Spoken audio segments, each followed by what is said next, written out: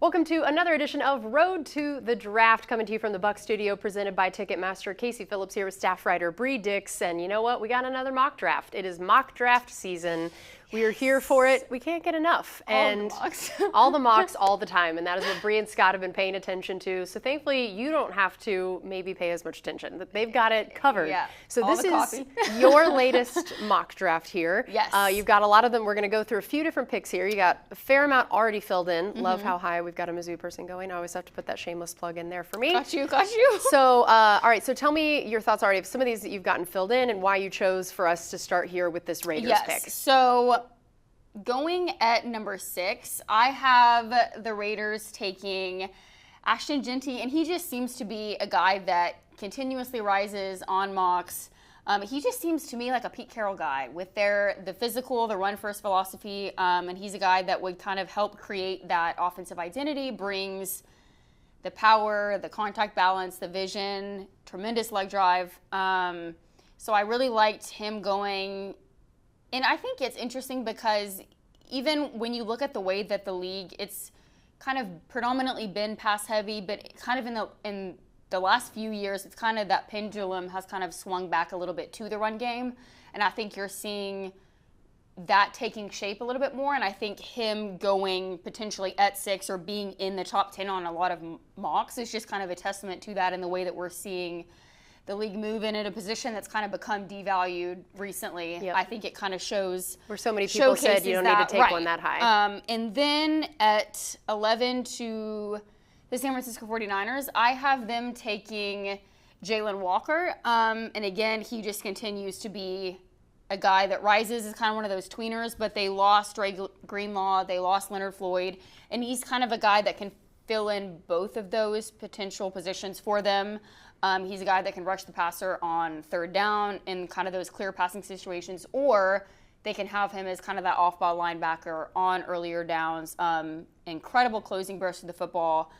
Really, really talented guy. And then I have Scott and I mocked a trade for the first time in this one. So I had the Broncos trading up with the Dallas Cowboys with Ashton Jeanty already off the board.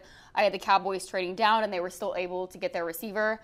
And then So the Broncos bypassed the Colts to get their tight end, and I have them taking Tyler Warren. The Broncos did pick up Evan Ingram, but I don't think that's going to necessarily prevent Sean Payton from going out, getting a hybrid guy to help out Bo Nix.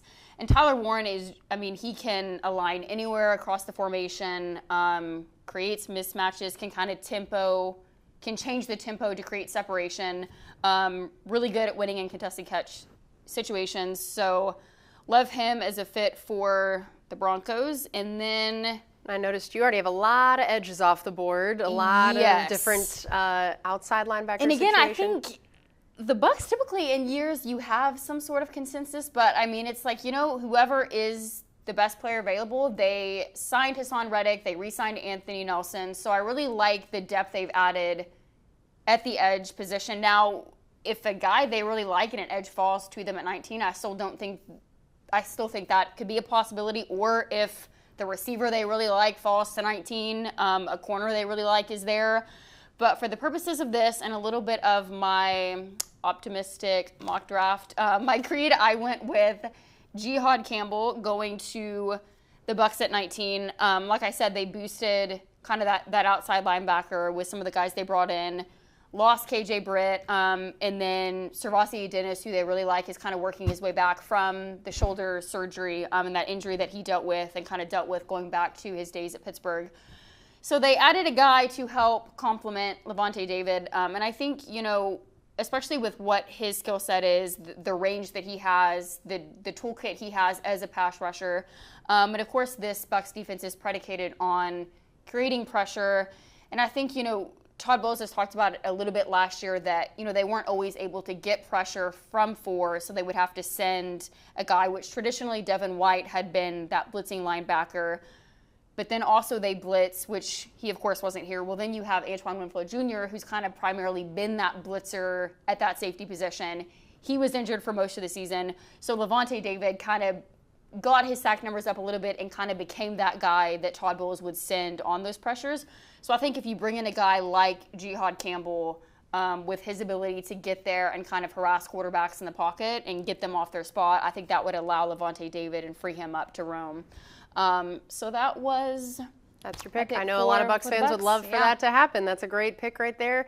I like all your different choices. This is a good one. We always love, like you said, you're the aspirational road to the draft person of what we want to happen. Yes. Now, he could feasibly go in like the top 12. Yeah, so you never know. I don't know, but in the purposes of this one, here he is. He falls in a wonderful wish scenario to the Bucs at 19. All right, well, at least we're here in the month of April. It is officially draft month. Right. After we've talked about it so many times, we still have a few more of these that we're going to do, looking at some different prospects, looking at more mock drafts. And so these are these weeks, man, where everything really starts to coalesce, come together, and we start seeing a little bit more consensus after this last month. So make sure you stay tuned for all these future Road to the Drafts right here.